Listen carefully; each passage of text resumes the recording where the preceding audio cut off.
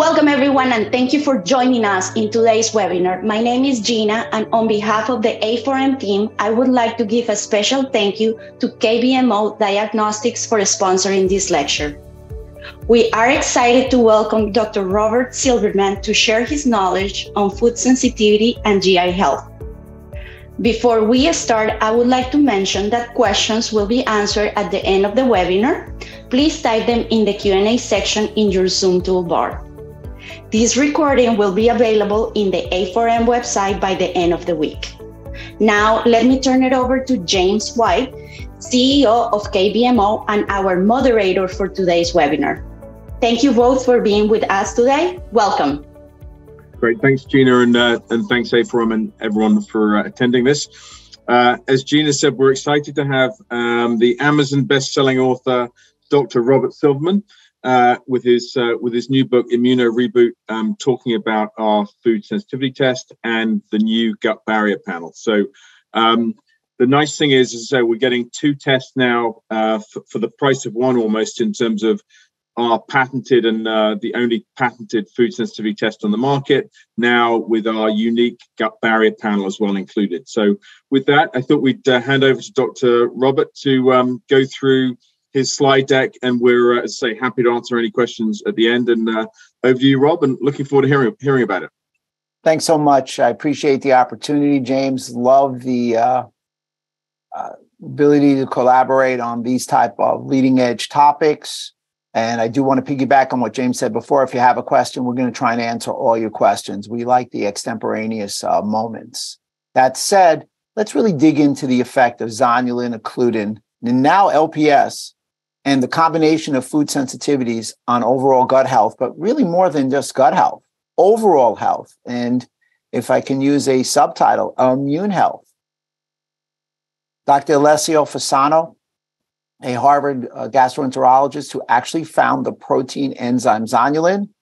He followed up with Hippocrates, in that Hippocrates 2,500 years ago said, all disease begins in the gut. Well, 2,500 years later, Fasano said, all disease begins in the leaky gut.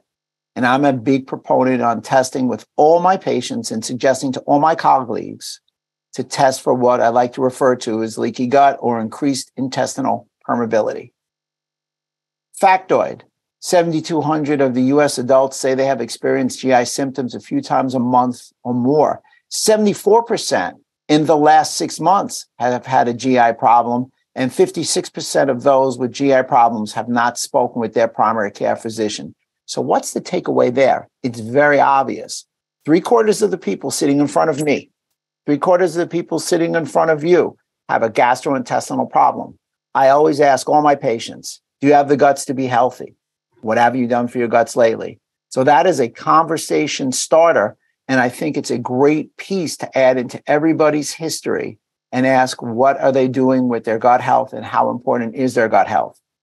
But let's look at the litany of things that can trigger increased gut permeability, or if you will, leaky gut. Number one, antibiotics. They're absolute nuclear weapon. They blow up all bacteria, both good and bad. They blow it out. So anybody who's taking an antibiotic, and we're not anti-antibiotic here, has to understand that they're going to have to rebuild their gut ecosystem. Acid blocking drugs, PPIs, they should be taken, if needed to be taken at all, for 4 to 6 weeks. Patients are on them for months and even years. So acid blocking drugs decrease stomach acid to a dangerous level. They also have shown to increase the incidence of leaky gut and damage to the blood-brain barrier. NSAIDs, non-steroid anti-inflammatories, they do decrease pain, but they impair healing. They impair healing, especially at the gut level. Nutraceuticals decrease pain and promote healing. Which do you prefer? Heavy metal exposure, environmental toxins, which are growing at an exponential level. Concussion, whatever you do to your brain, you do to your gut. Concussion is shown to increase the incidence of leaky gut by 60%. Cesarean birth, though needed, as we've talked about before, I have torticollis. Probably a cesarean birth in the 60s when I was born would have been a viable option. Very commonplace now, exposing the child to a different set of bacteria, damaging our overall ecosystem. Liver toxicity, the liver and the gut are bidirectional. Whatever you do to your gut, you do to your liver. Whatever you do to your liver, you do to your gut. Gut dysbiosis. And this is one of the things that the FIT 176 gut barrier panel tests for, gut dysbiosis, and a leveling of good and bad bacteria. We need about 85.1% good bacteria to avoid gut dysbiosis. And without question, where it can hang its hat on, where I believe that it's the best test on the market now, food sensitivities. And a couple of quick takeaways of food sensitivities, and we'll get a little more granular in a few minutes. Food sensitivities. It is virtually impossible for me as a practitioner and or a patient to know that you have a food sensitivity because the delayed reaction of symptomology from ingestion is approximately 72 hours. It's up to 3 days, vastly different than a food allergy. Yeast and bacteria overgrowth, i.e. candida. This test tests for candida overgrowth. Chronic stress, sleep deprivation, chronic inflammation, alcohol, gluten, of course, dairy, sugar, artificial sweeteners, and one of the hidden sources of inflammation, food additives and emulsifiers. To really look back at the last slide, food additives and emulsifiers increase the inflammation in your gut, something that I think most tests don't test for and should test more for are these additives and emulsifiers. When you look at the food additive here and its effect on the colon, it's obviously leading you down a slippery slope of increased intestinal permeability, i.e. leaky gut, which is going to lead you to localized inflammation, systemic inflammation, and possibly molecular mimicry and autoimmunity. Now, fungi, which is candida. By the way, we've got this new sexy term called SIFO, small intestinal fungal overgrowth. 97+% of that is candida. So you are testing for SIFO when you are testing for candida. Again, we're supposed to have a certain amount of candida in our ecosystem. However, when we have an overgrowth, it's very adverse to our health markers. That said, the immune system communicates with the fungi to keep it in check. When this system is off balance, disease can occur. So therefore, candida invasion can cause intestinal damage that resembles IBD. James and I discuss this every day, my Dr. Rob's gut matrix, because I believe if I had to have one slide, this would be the slide that I'd like to go into specific detail on. So when we talk about the gut, now the gut is, for me, the epicenter of your health. 80% of your immune cells are in your gut. It's where your macro and micronutrients are absorbed. When I talk about the gut, we're talking about the small intestine and the large intestine. The small intestine isn't small, it's actually quite long, but it's thin in its diameter. The small intestine is 90 to 95% of the length of the intestinal tract. Small intestine's sole purpose, which has a single layer epithelial cell with the thickness of a wet paper towel, is to allow small digested food particles, vitamins, minerals, and water, and on occasion, bacteria, fungus, and viruses to slip through it. Just remember, it's a very thin epithelial layer. The way to unsettle it or lead you down that slippery slope of intestinal permeability is to have food sensitivities, leaky gut, yeast and fungus, and dysbiosis. You get food sensitivities from one of three reasons. You either have a digestion problem, you have a leaky gut, and or you have a dysfunction in your immune system. A leaky gut can lead to an over amount of chemicals and toxins going to your liver, leading to liver dysfunction. In addition, leaky gut leads to blood sugar problems, insulin resistance, prediabetes, and diabetes. It's also been correlated in the data to have an increase in obesity and an adverse effect on body composition. LPS, which is a beeping red light in there, lipopolysaccharide, which is the new add to the gut barrier. Lipopolysaccharide is actually an endotoxin. The expression of LPS through a leaky gut increases the incidence of heart attack 3 times. A leaky gut also increases the amount of autoimmune conditions. There's a direct correlation with testing for leaky gut and thyroid. And I am a chiropractor by trade. So anybody looking at the idea of musculoskeletal injuries will really appreciate that there's a gut to joint and a gut to spine axis. And lastly, what I like to refer to as the superhighway to health, the gut to brain axis. As I said before, whatever you do to your gut, you do to your brain. Whatever you do to your brain, you do to your gut. So let's bring to life the idea of a perfectly pristine gut. Here we have healthy cell junctions, which we call tight junctions. We're going to test for markers in them in a few minutes.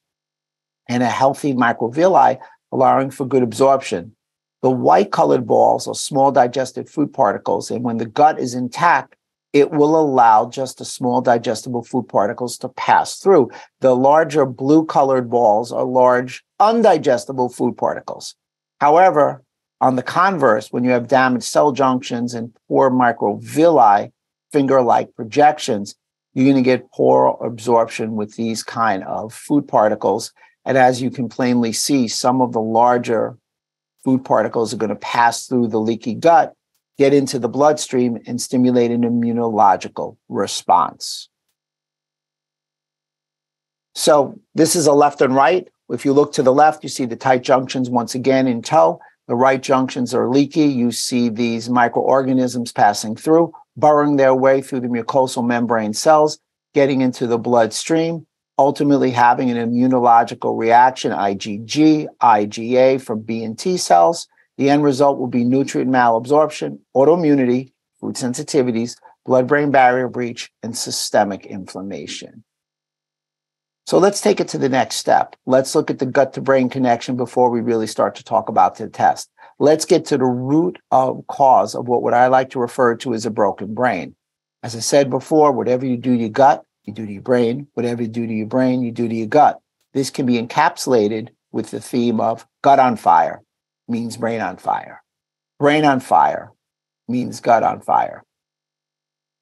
So it's a very interesting, what I like to talk about in the concept of the brain connectome, the gut connectome, and the microbiome make up the three hubs in the larger brain-gut microbiome network. All these hubs are linked by bidirectional connections with multiple feedback loops, generating a non-linear system. Different components of food influence the brain, the gut, and the gut microbiome via different communication channels.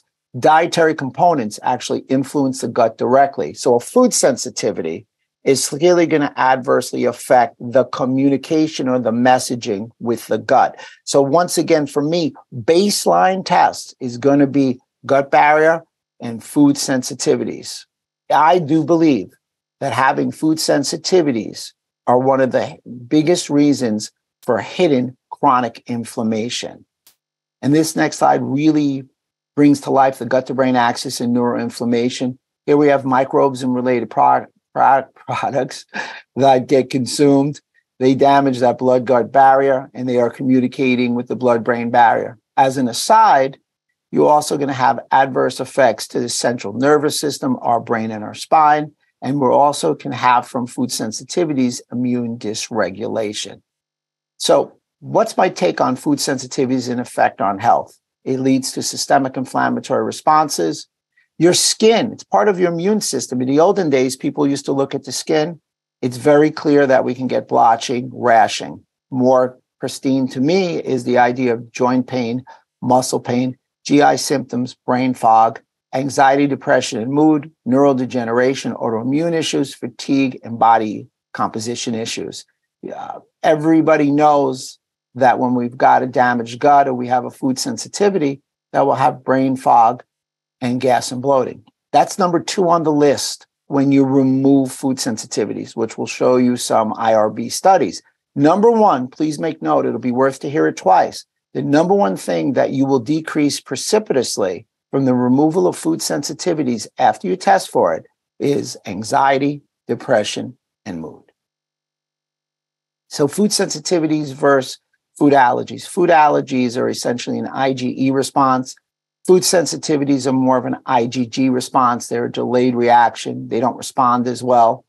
And the idea of the overview of food sensitivities, there's a growing number and prevalence driven by reduced quality of food in the food chain and increasing amounts of processed food being consumed.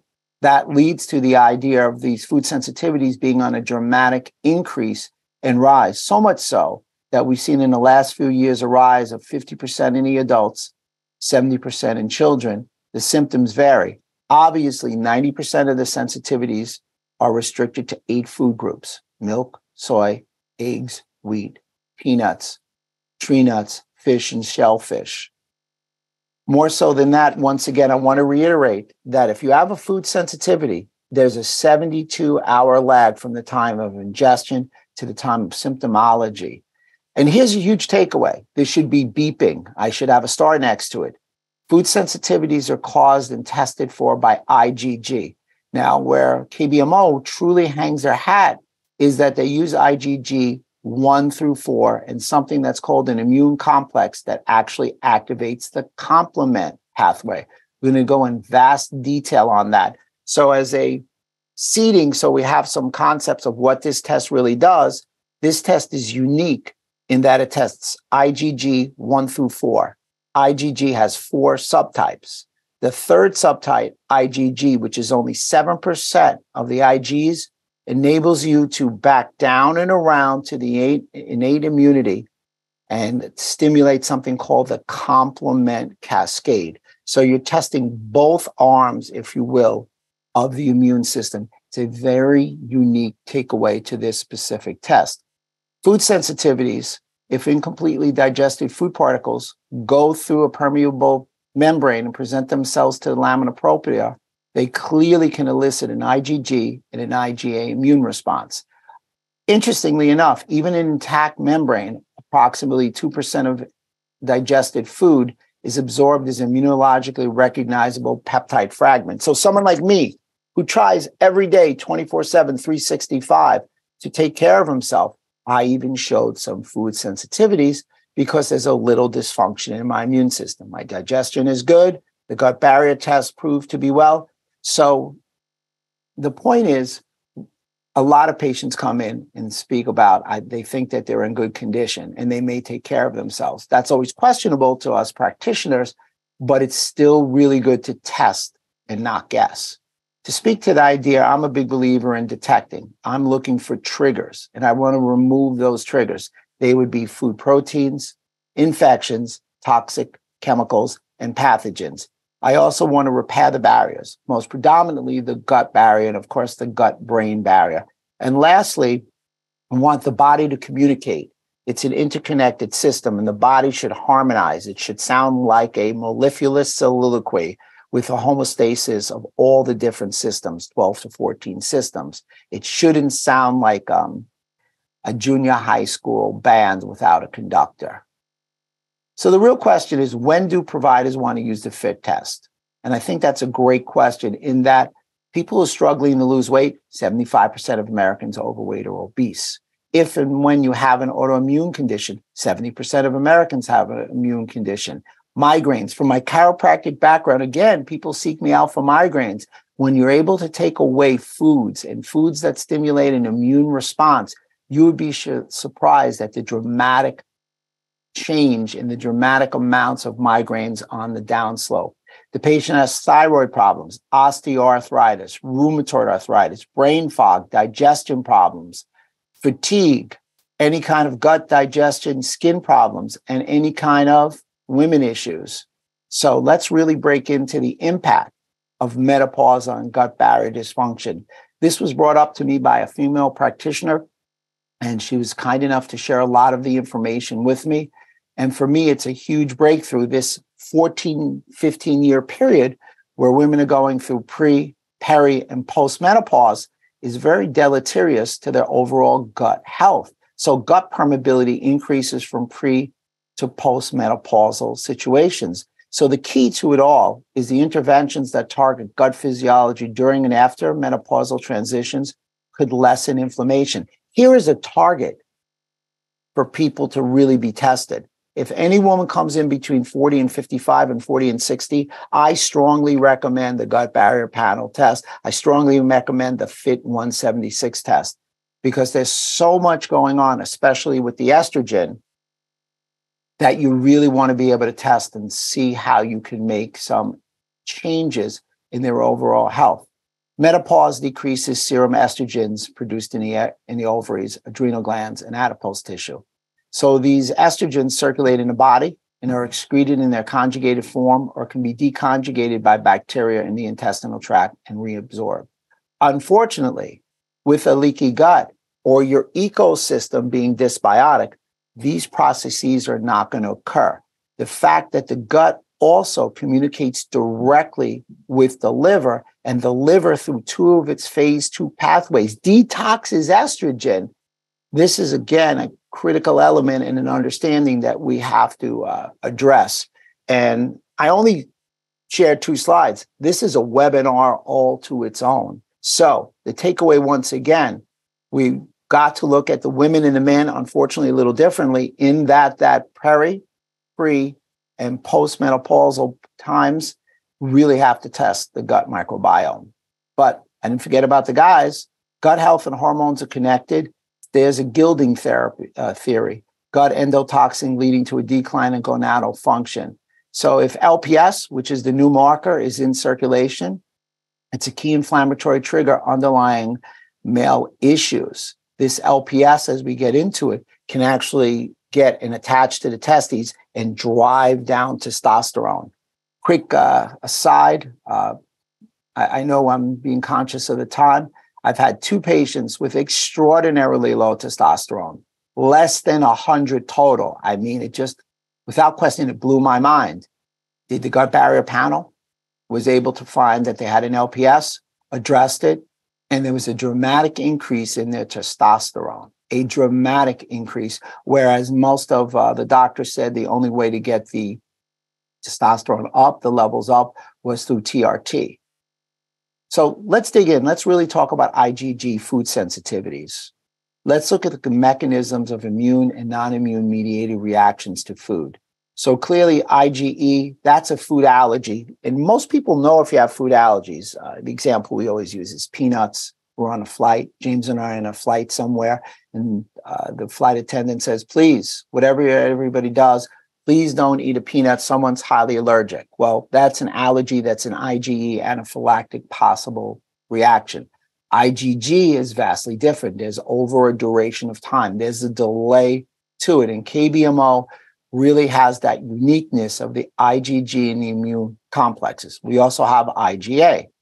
So what I like about the report, or if you will, the client report, is everybody take a look, color coordinated and levels. So you see that the red is a 4, you're getting a large response to a myriad of things. Again, we'll break down and go into that. You then have orange, which would be considered a 3 on a numerical level. You've got yellow, which is a 2, and you've got the lime green, which is a 1. The dark green means you're cool. There's no issues. The patients love this. There's a lot of patient compliance because it makes it easy. It makes it very evocative for both the doctor and the patient to be able to communicate. And I like tools. In addition to the FIT 176 test, meaning a test for 176 foods, we also have the food additives and the emulsifiers, which, people take for granted. There are supplements that carry too many emulsifiers and additives.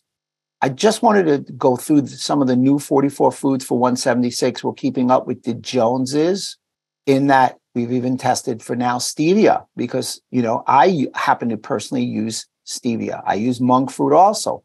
Some of the ancient grains are there. Some of the newer, more popular fruits that people, and there's your monk fruit again, spices, chia and hemp seeds, which have become popular in the last 3 to 5 years, specific shellfish, nuts. So this is a very comprehensive test, but without question, it's a very updated test. Let's compare the left and the right side. The left side is what more companies are doing, more conventional. They're using one arm. They're using IgG. They may only be using IgG 1 through 2. However, when you're looking at KBMO on the right side, when you want to compare and contrast, they're not only doing IgG, you're doing IgG 1 through 4. So you're doing all the immunoglobulins in the IgG realm, and that IgG3 is most important because that will enable you to ascertain if you have inflammation in the innate immune system through something called C3d, which is the most inflammatory, stable molecule in the body. A real difference maker when you compare left and right side. So many people talk about epithelial barriers and how that's affecting a myriad of chronic diseases. And without question, one of the biggest issues because of damage of the mucosal barrier is food sensitivities. So people ask why. Why would you want to test for increased permeability? Hey, they've got a little gas and bloating. Everybody has a leaky gut. Everybody doesn't have a leaky gut, but it's a measure of baseline severity. It gives some indication of the treatment duration needed to address. You could always follow up and test, and can be done to assess progress objectively. You know, as a chiropractor, we take x-rays. Medical doctors, they have baseline tests that they use. In a functional medicine model, we also want baseline tests, and you want to get a baseline. For me, this is a standardization of a baseline. And here's the other thing.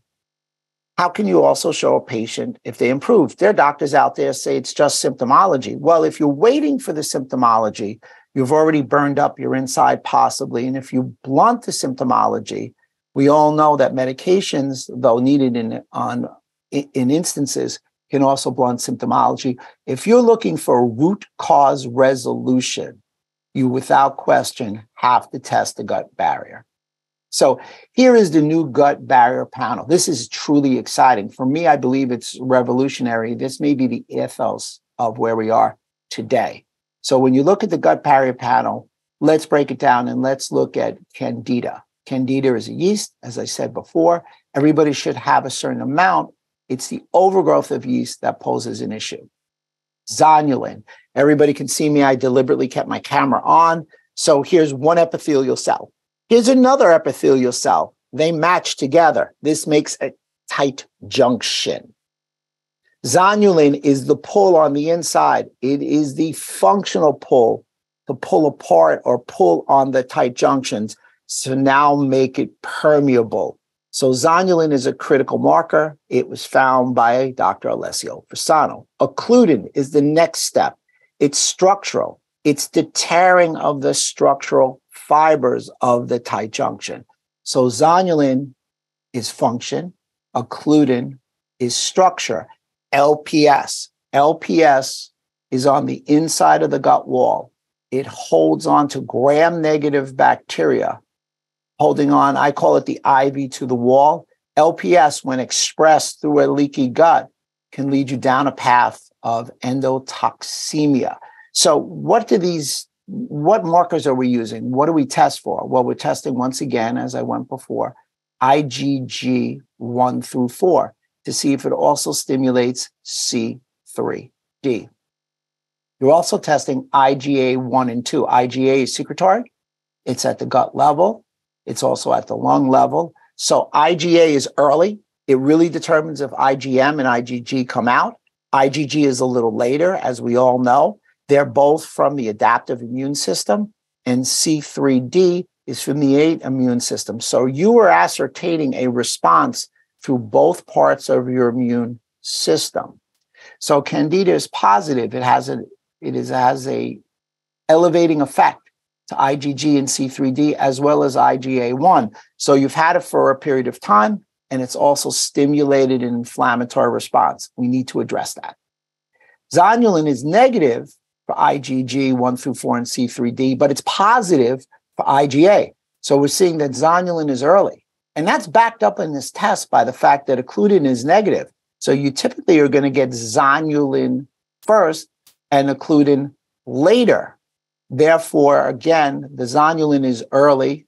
The occludin hasn't been affected. So you're getting a pull on the tight junctions. You're not getting a break.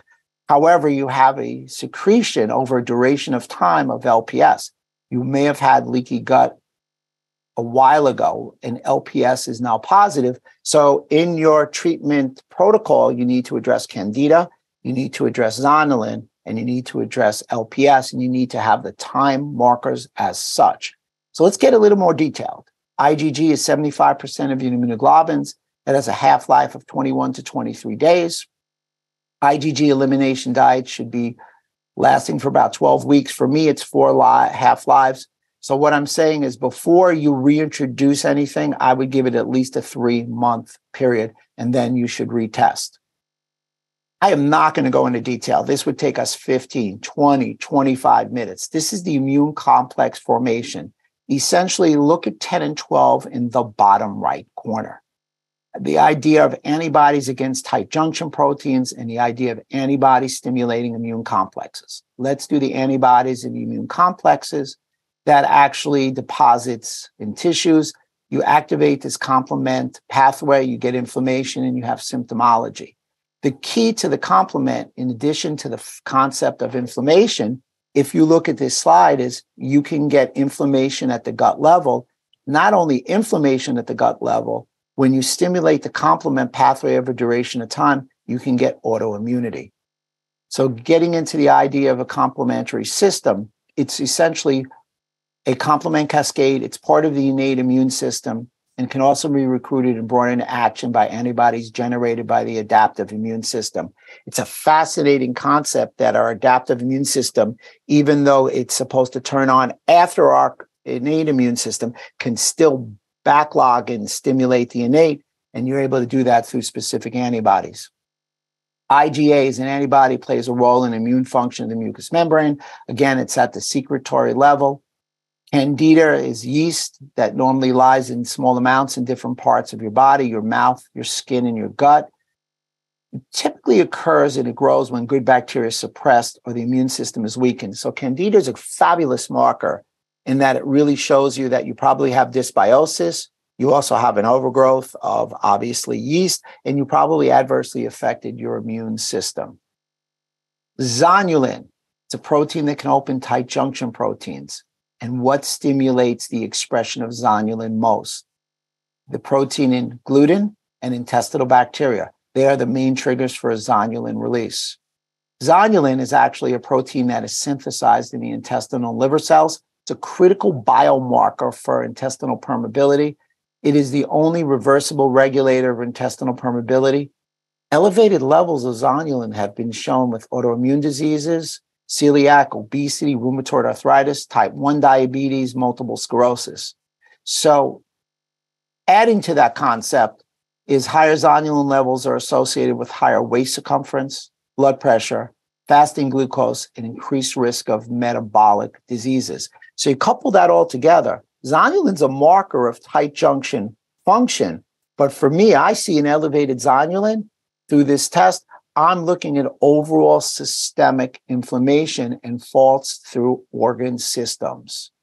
When you get to the structural portion of the occludin, remember, here's your two epithelial cells. They make a tight junction. The pull is zonulin. The break is occludin. This picture really depicts that well. There's 15 years of evidence indicating how critical occludin is. So this is not new. It's just that we've actually got the genie in a bottle right now. So for me, a clinical gem is understanding that occludin is essential in tight junction stability and barrier function. Together, pairing zonulin and occludin, they are the gatekeepers of tight junctions, tight junction proteins. And when they function properly, they actually prevent large molecules from crossing the intestinal barrier into the bloodstream, which obviously can elicit an immune response. Remember, those large undigested food particles will pass the tight junctions if zonulin and occludin are elevated. LPS. This is my slide. I put this together. I'm an LPS man, and lipopolysaccharide. It's a major outer surface membrane components present in almost all gram-negative bacteria. Much, up to 80% or more of the bacteria is pathogenic. LPS acts as an extremely strong stimulator of innate immunity in humans. It is an endotoxin. When released, it is toxic. It triggers a vast number of inflammatory cytokines. It can actually itself can create a direct epithelial damage in the gut. And unfortunately, LPS also can cross the blood-brain barrier. LPS, I think, as this test becomes more and more popular, I think practitioners are going to begin to realize the detrimental effect the expression of LPS has on many different structures and organ systems. This piggybacks on what I said before, that LPS can damage the gut and blood-brain barrier. Systemic LPS is shown to play a role in multiple disorders reaching far beyond the gut. LPS, or endotoxic lipopolysaccharide, is typically carried by gram-negative bacteria. Just want to highlight the gut-to-brain axis. How does LPS do it? Well, LPS actually is released. It sends a signal, and it actually adversely affects the gut, by stimulating and attaching to toll-like receptor 4. Toll-like receptor 4 starts a cascade that stimulates NF-kappa B, your signal transducer and releaser of cytokines and interleukins. There's a double signal there, not trying to get too technical, of NLRP3. So one, obviously, we want to test and not guess. We want to determine if LPS is expressed. Number two, we want to fix the gut at its epithelial level, so a leaky gut protocol. Number three, if you see LPS is out and getting attached to toll-like receptor 4, the first thing you would want to take is omega-3 fatty acid. It blocks the dock of LPS on toll-like receptor 4. And for signal 2, it's ketone bodies. So fat is your friend, carbs are your foe. I put this in. LPS actually increases muscle pain for all those musculoskeletal practitioners. It's a critical element that they all put this in their toolbox and thought process. And LPS, zonulin, and occludin. Zonulin release due to gliadin and bacteria. Immune response and inflammation. Zonulin toxins, LPS, inflammatory cytokines enter the blood circulation. Blood-brain barrier gets leaky due to zonulin. Neuroinflammation is noted in a lot of neurodegenerative diseases. So if you treat people with neurodegenerative disease, as I do, I strongly recommend starting with the FIT 176 and the gut barrier panel. Real quick, real big takeaways. One of the things I ask all my patients, have you had COVID in the last 12 to 18 months? Because there's been an increase in tight junction permeability in those who had COVID. There's a steep increase in zonulin release. Zonulin was actually a marker for severe COVID. LPS and occludin are also elevated because of COVID. That said, GI tract actually serves as a reservoir and a shedding pathway for viruses. GI disorders were 36% more likely in those who had COVID-19. You can see the litany, 54% increase suffering from IBS. So let's get in. Let's talk about some of the difference makers. Some people ask a lot of questions about how are you testing for zonulin? Well, some of the problems that's out there, and it took 4 years. James and I were on the phone, and he reiterated the fact it took 4 years to get this process patented and correct. There are a lot of problems with the zonulin protein measurement in ELISA assays. There's a cross-reactivity with other proteins that look similar to the zonulin, like haptoglobin, properdine. These complement fragments block the zonulin binding, and they result in extremely low and or on occasion high positive rates. The sampling time, the concentration of serum varies widely during the day, results in difficulty getting accurate measurements. And the sample type, they ask the question, serum, fecal, what do you think? Well, here's the answer. Let's really talk about the zonulin IgG antibody measurement can actually resolve problems with the zonulin protein ELISA. So by testing for the zonulin recumbent protein and using a zonulin antibody, it eliminates haptoglobin, properdine, and complement fragment cross-reactivity. So you're eliminating the cross-reactivity. You're getting the appropriate positivity rates because it's eliminating zonulin blocking and low positivity rates. Not everybody has a tight junction problem, but there's a percentage of people that do. There's a percentage of people that have candida, zonulin, occludin, and LPS. If you couple them together, though bulk people do without question have a gut issue, but when you individualize it, it's not a guarantee. The sampling time, serum IgG's concentration is stable. It assures an accurate measurement. And the sample, we all know that the blood is a much more accurate determinant versus the fecal matter. And the fascinating thing is, in the flexibility and the variety, you can do serum, with a specific draw of blood, a very small vial, and or what I use in my office regularly is a blood spot. And we know the NIH has come out with multiple studies talking about how close the blood spot is to the actual blood serum. So you have that variety. So whatever fits your practice management protocols is a great choice. Now, again, you've added the gut barrier panel where you've added candida, zonulin, occludin, and LPS will be found in the next few weeks. So you've got the left side talking about the food sensitivities. You have the right side talking about the gut barrier panel. It's a very unique test and one that really will lead you to clinical optimization. So the question is the FIT test.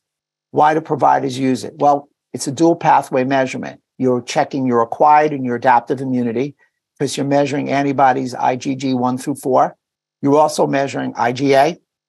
You're also now measuring your innate immunity by measuring the complement C3d. So you're looking at both pathways. Very interesting. Most companies don't do that. So in essence, you're testing for food sensitivities. You're testing for inflammation and gut permeability all in one test. Now, when you're doing that all in one test, you're also really testing the 3 lines of defense in immunity. Number 1 is the barrier. We know that skin is part of the barrier system, but so is your gut. It has been postulated that the first sign or the first time the outside world meets the inside world is when it goes through your food, your digestive tract, and goes through your small intestine. That's why if we were to drink motor oil, as an example, we would regurgitate, or we ate something, we would pass it out the back. Our body's an amazing organism. That's the first line of defense. So you're testing the first line of defense with the gut barrier panel. You're also testing the second and third lines of defense with the innate and the adaptive or acquired immunity through the food sensitivity tests. You're seeing if you're getting a stimulation of the dual purpose immunity. The innate immunity is your general defense, as we all know. It's a 24/7, 365. They are your security guards round the clock. They're your sentinels of your immune system. And your adaptive and acquired immunity are, without question, your IgA and your IgG. So very quickly, I have about 8 minutes that I want to utilize these next few slides, and then I want to open it up. I see some questions popping. James, am I correct that there are questions that are populating? Okay. So let's go through some clinical studies. The FIT test clinical study, you want to test before elimination, IgG, C3d test.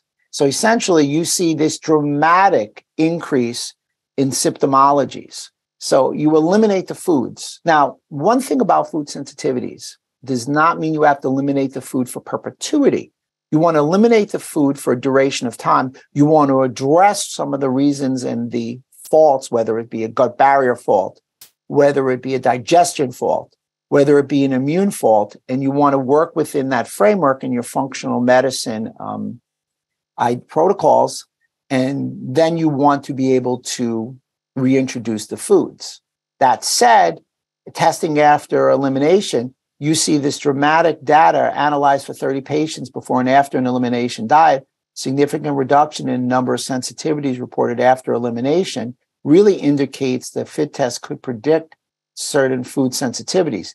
To take it to the next level, we could look at all these particular symptoms, but as I said before, the number 1 symptoms were anxiety, depression, and memory that were dramatically dropped when you remove food sensitivities. Number 2 was gas and bloating. So when you look at these particular symptoms, I hate to tell you, it looks like a regular doctor's office every day, and it makes sense.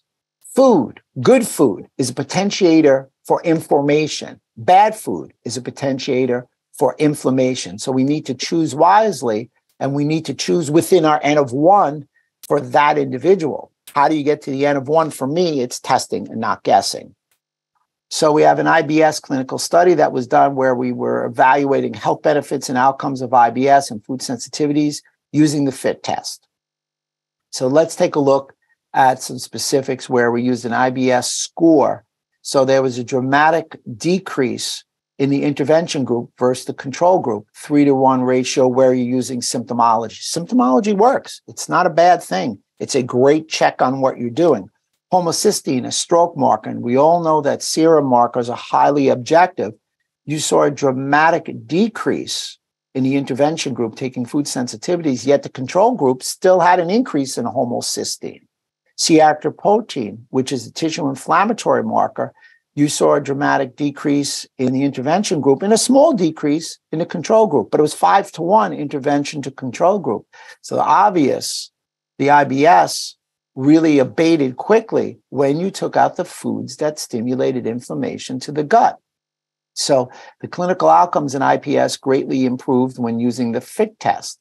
FIT test resulted in twice the IBS severity score reduction compared with cellular test, FIT test resulted in a 50% improvement in IBS severity score compared with other tests that measured just IgG only.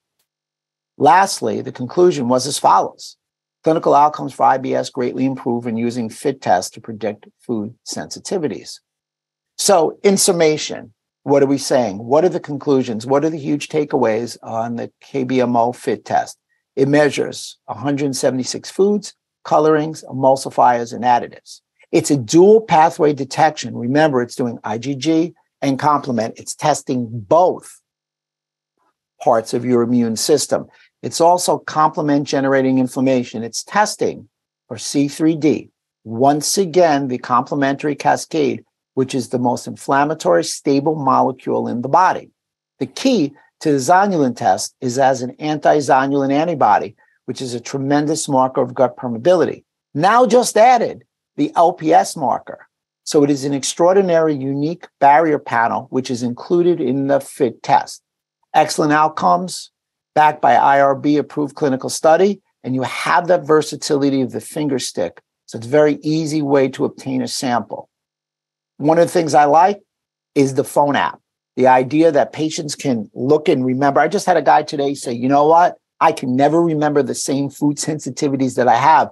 But thank God for that mobile app, because I just pop it up and I take a look at it. For those who don't want to give diets, there's diet protocols. For those who want to get more in depth, there's course reactivity.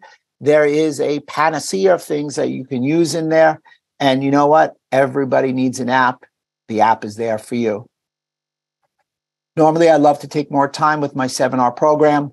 I'll just briskly go over this. Essentially, here's one of the ways, and we use a multitude of different companies for the protocols. My 7R action plan is you want to reset your diet, your lifestyle, and your mindset. You want to pick a diet that's individualized and personalized for the patient in front of you, what I like to refer to as the N equals 1. You want them to value health. You want them to understand that 80% of their immune cells are in your gut, and gut health is actually overall health. The removal phase. That is where you want to apply your food sensitivities to. You want to take out the foods that are a 2 through a 4 on the FIT 176 test. You also can remove pathogens by adding a detox protocol, oregano oil, berberine, serum bovine immunoglobulin, one of my favorites. Without question, it's the mop of the gut. It's going to take a lot of the things out, a lot of these pathogens out, and biofilm, things that break those plaquey type of bacterial infections. Replace. What do you want to replace? Well, needed digestive enzymes, stomach acids, pancreatic enzymes. You want to add bile flow. Bile flow will be the key to your protocol, in that bile has been shown, when it's decreased, to increase the incidence of leaky gut, increase the incidence of small bacterial overgrowth, actually increase cholesterol markers. Number 4, regenerate. You want to regenerate and heal damaged intestinal mucosa. You want to heal and seal the gut lining. This is when you use your plethora of nutrients that are pleiotropic, in that they both add to the idea of healing and sealing the gut lining, as I said, and also allowing for anti-inflammation within the gut ecosystem and environment. You want to reinoculate. When I say reinoculate with what? You want to reinoculate with pre and probiotics. You have to feed the probiotic, which gives life, with a prebiotic, which is like a fiber, to allow for a postbiotic, like a short-chain fatty acid, creating a butyrate. You now want to retest and reintroduce. It should say retest there also. You want to retest, reintroduce in a 3-month period to determine if that patient, after going through this protocol, is still sensitive to those particular foods. And lastly, you want to retain your health and your GI integrity. You do so with a good quality diet. One that I like is no gluten, no dairy, no added sugar, no vegetable oils, no nicotine, no deep fried foods. So just a quick little side before we get to the matter at hand. Zonulin included in supplementation. If you've got a break in the tight junctions, and we will come up with an LPS protocol if you're interested, I'm happy to share mine with you. Probiotics, zinc carnosine, L-glutamine, collagen peptides, curcumin, glucosamine HCl, zinc carnosine. Zinc carnosine is a critical add if you have a tight junction problem. It lessens gut-induced gut permeability. It also shown to enhance tight junction formation and stabilization. So, as a takeaway, the most effective clinical outcomes across all disease spectrums can result from normalization of gut function. I promised everybody a copy of my slides. Here's one if you want. If you're interested, please take a picture right now. You can go to kbmodiagnostics.com. You can sign up and quote Dr. Rob, A4M Webinar. It was very magnanimous of James to allow for a discount. The gut barrier panel is normally $385. With the Fit 176, it's discounted to $200. KBMO will email you a new account. You'll fill out this new account form. You'll scan it back. James, did you want to say anything about this process?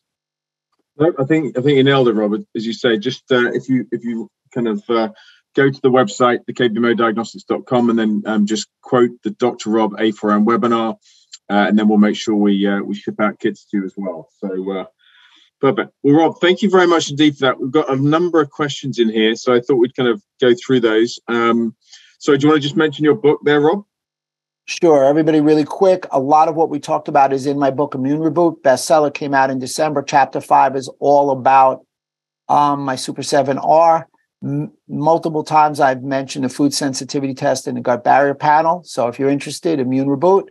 You guys want to get in touch with me? There's a way to do it. Get in touch with James, KBMO. Let's hit those questions. Perfect. So Melvin has got a number of questions here about the candida. So just going to try and go through those, Melvin, to start with. And the first one is blood candida antibodies, IgG, IgM accurate, and should we treat according to it? I'm going to load one other one in there. What's the difference between candida result in KBMO versus blood candida antibodies? So I think he's looking at, I guess more like the candidiasis, Dr. Rob, versus how we're using it with the, obviously, as you went through with the gut barrier panel, the IgG and the IgA. Agreed. He is looking at it that way, and that's fine. And also, without question, you're going to treat it at the gut level for candida. And that is a great choice to do. So again, some of the yeast killing, yeast removing supplements would be a great choice. One thing that people have asked me before about the candida overgrowth is with the die-off, is there an issue? I do it every day in my office. I really don't see an issue often. And again, I think it's overlooked that we don't test enough for candida within our world. Okay. Melvin, busy on the typewriter here. So he's got a few others here. Should we eliminate all the non-green colored bars? And again, then how do we approach reintroduction of foods? That's a great question.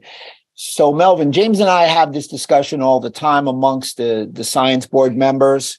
So for instance, everybody agrees that 2 through 4, so that would be orange, which is 3, red is 4, and lime green, which is 2, is removed.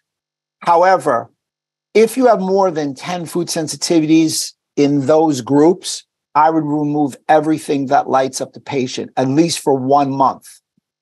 So that would be my thing. If you're below 10 in or 2 through 4 in those colors that we mentioned, then you can just stick to them. So I, unfortunately, was 11. Don't ask me why, Melvin. I was a little perturbed. Nevertheless, I had to remove all the foods, and it was great.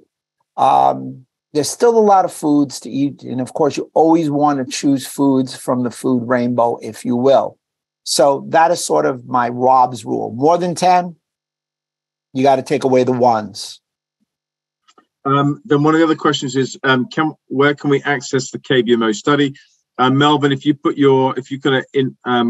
email me at info@kbmodiagnostics.com, we'll supply that. As Dr. Rob's mentioned, he's going to send out the slides. And again, Gina mentioned up front that the video will be available as well. So I think Chumba Kai there is asking about, can we email the replay of the session? So we'll get that to you as well. Here's a good question for you, Rob. We know gluten and dairy are inflammatory, even if normal of KBMO tests. Should we advise to avoid them still? Well, my personal opinion is yes. So for me, my goal would be everybody, and I just came back from 3 weeks in a row in the Midwest. So you can imagine when the license plate says Dairyland and I say no dairy, sometimes my accent doesn't go over that big there. That said, I'm a big believer in gluten and dairy free. A lot of data really indicates that it doesn't matter of your status of your gut. If you consume gluten in America, you're still going to stimulate inflammation. Again, so GPS DNA, these acronyms I use: no gluten, no processed food, no added sugar. DNA, no dairy, no nicotine, no artificial sweeteners. So if you do that, I think that's a great starting point. Rose has a good question here. If use of antibiotics is not good for wiping out flora, if you do some other tests for microbes, how would you eradicate H. pylori without antibiotics? Well, you know what? That is a great question. Again, I believe with the H. pylori, if you address it and you utilize my 7R program, you're going to get a great outcome. Unfortunately, if I can say on the flip side, the bulk of the time, since I am a chiro and not medical doctor, and once they do get H. pylori, it is one of the first push button times that they get an antibiotic. The problem with the antibiotic, and I'm not anti-antibiotic, I hope that's not a misnomer, is that 80% of the bacterial infections by the NIH accounting are infections that have a biofilm. So you fix the H. pylori, but you give the person a biofilm, and that's why I talked about a biofilm break or zeolite clays and things like that. And I'm trying to avoid the rabbit hole. I think it is a great question. So hopefully I gave you some food for thought, if you will. Yeah, and then just that last one in terms of the reintroduction that Melvin mentioned as well.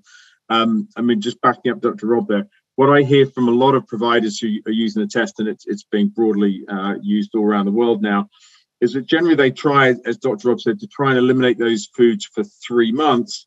And then that reintroduction is generally several servings over that 72-hour period that Dr. Rob mentioned about, in terms of, because it's a sensitivity versus an allergy, it's that 72-hour period. If the symptoms don't persist, then move on to the next food. And so generally that takes probably 3 to 6 months to do that properly, in terms of, with the reintroduction of the food. So hopefully that helps, Melvin. But again, we've got a provider's guide that goes through that in a bit more detail, but that's generally the approach that most people take. Dr. Rob, how do you kind of run that? Absolutely. I retest. And I think I'm just reiterating what you said. If you decide you want to reintroduce the food without the test, you have to give the same food every day, like James said, for 72 hours to see if the symptoms have abated or not. So if you have 15 foods that you took away, it's a 45-day process. If you have 3 foods, okay. But if you have that, I mean, I had 11 and then I had to take out another 8. So if I didn't retest, I would have been there for a while. Really your call. There are instances, I will say, that I test and add some of the foods that I'm very concerned about, just to see and double check the test. I know the test works, but to make sure that that patient puts some things back. And remember, it's okay to take food away. The problem is we want to be able to allow them to eat as many good, healthy foods as possible. And one thing, I was sensitive to foods that I never consume. That is possible. And that's indicative of, again, a digestion problem, gut barrier problem, or immune dysregulation. Excellent. Good. Well, I think that's a pretty good summary of all the questions we've had. So thank you, everyone, for putting that in. Dr. Rob, thank you so much for going through a lot of information in a pretty quick time. So thank you very much indeed for that.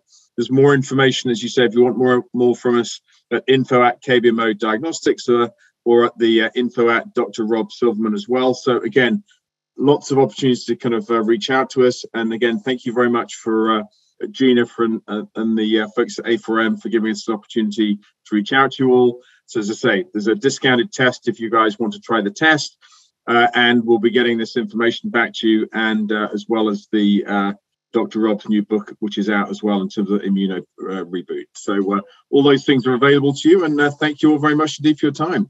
Back to you, Gina, in terms of taking over, I think. Yeah, sure. Well, thank you so much for your time, to both of you, to spending this lunchtime with us, and for such a great information. Thank you for KBMO Diagnostics for sponsoring this webinar. And thank you, everyone, for joining us today. See you next week. Bye. Thank you, everyone.